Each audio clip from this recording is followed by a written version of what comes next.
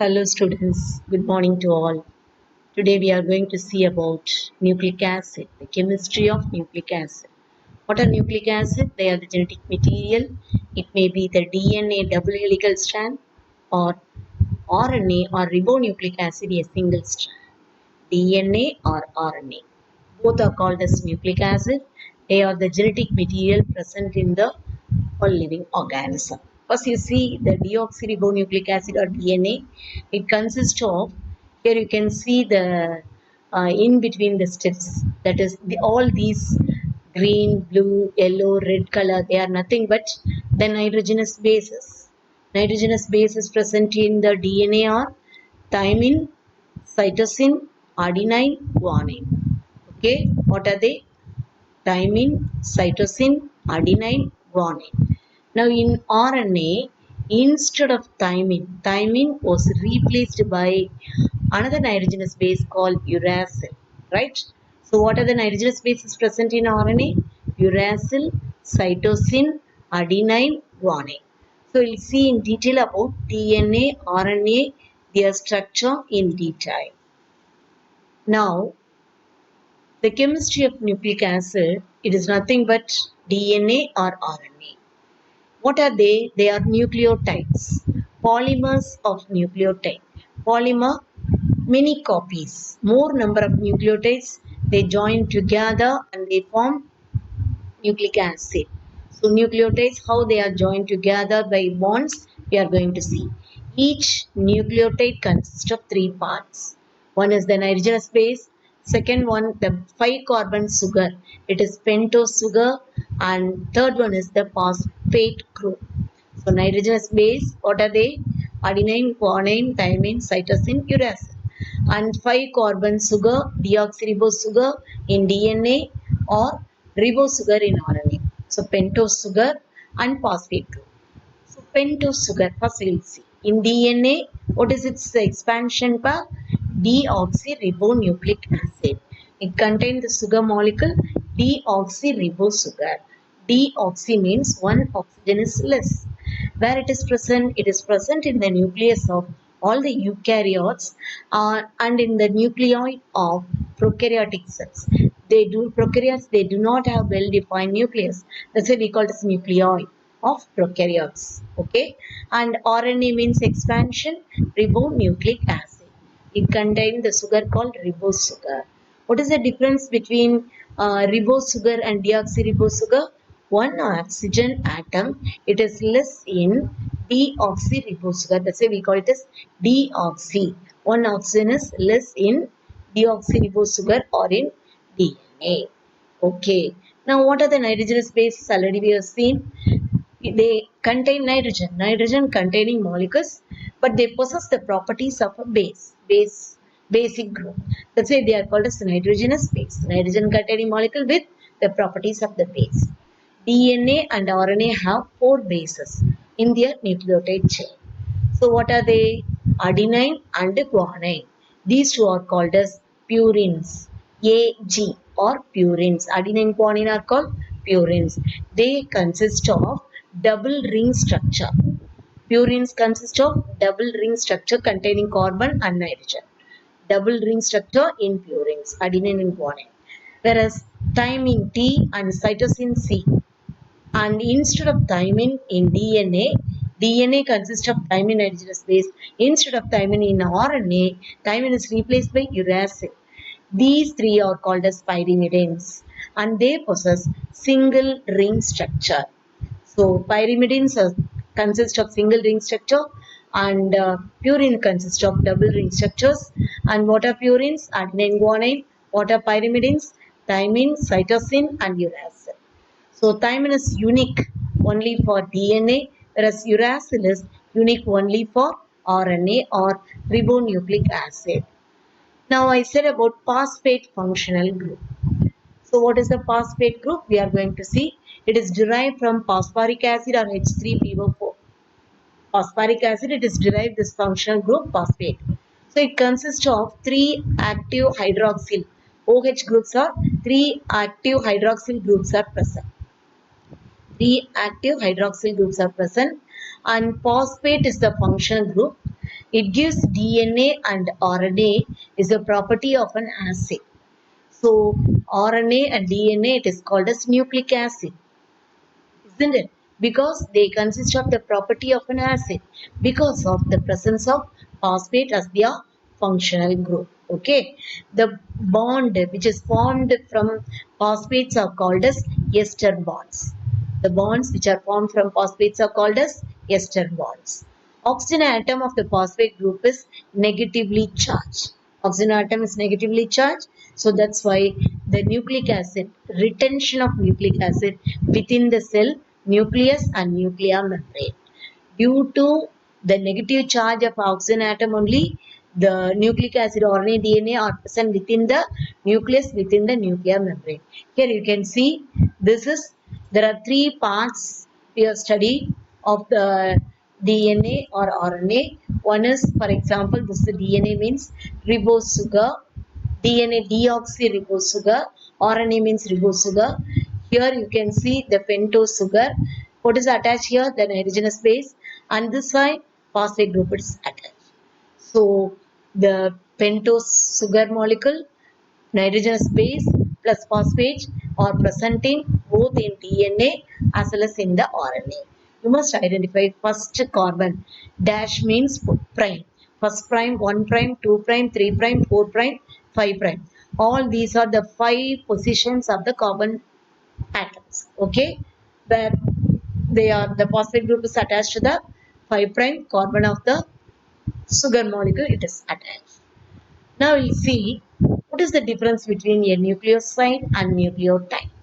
Now you can see clearly here, nucleoside consists of, this is the nitrogenous base, adenine, guanine, thymine, cytosine. And what is this? Sugar, ribose or deoxyribose. So if it is nitrogenous base plus sugar, it is called as nucleoside. Nitrogenous base is linked to one molecule of sugar. In which position?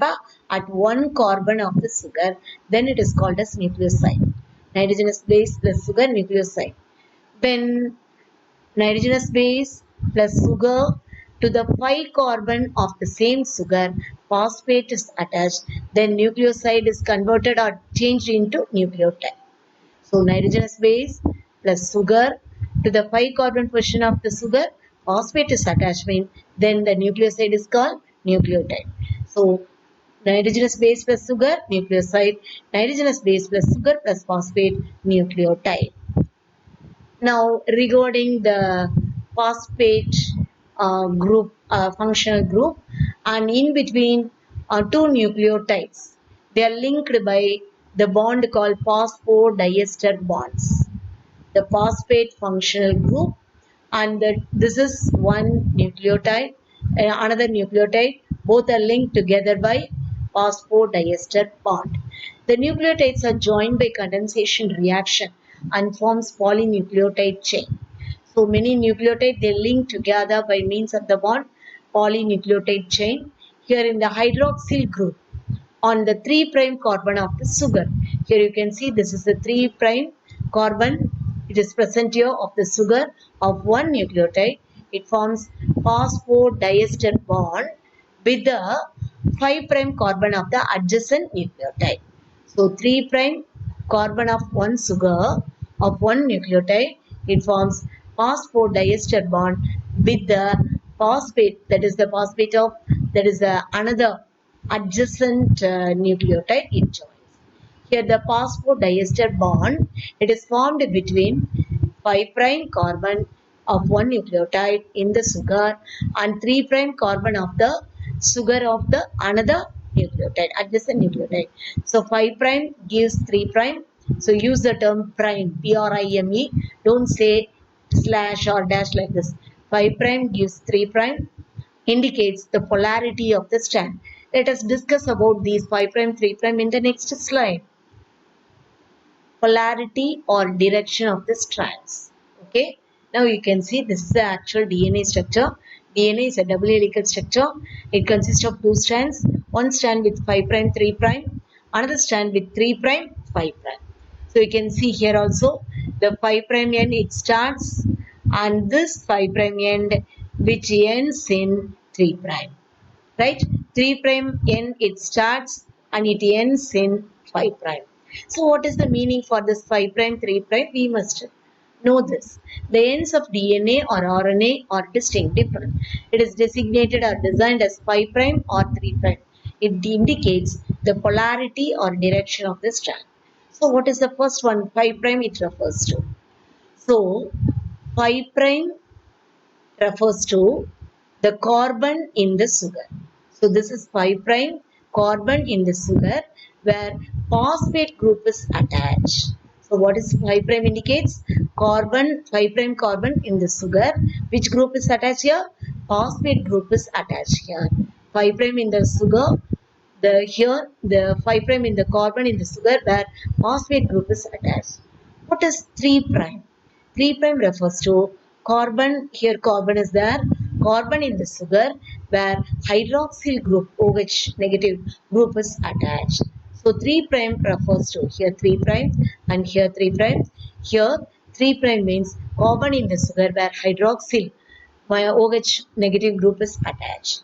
So in RNA, each nucleotide has one extra hydroxyl group at the second carbon of the sugar. So if we know the polarity or direction of the strand, it's very important. Then only we can find out, we can understand the DNA replication and transcription easily. So this is the DNA double helical strand proposed by Watson and Crick that you know, and let us study about in detail in the next. So there are two strands formed of sugar and phosphate as their backbone, and here in the middle G, C, T, A, all these are nitrogenous bases. Guanine pairs with cytosine, thymine pairs with adenine. Okay, guanine pairs with cytosine, thymine pairs with adenine. Adenine pairs with thymine with 2 hydrogen bonds, and guanine pairs with cytosine with 3 hydrogen bonds. Okay, and what is this length of the DNA, everything we are going to discuss in the next slide.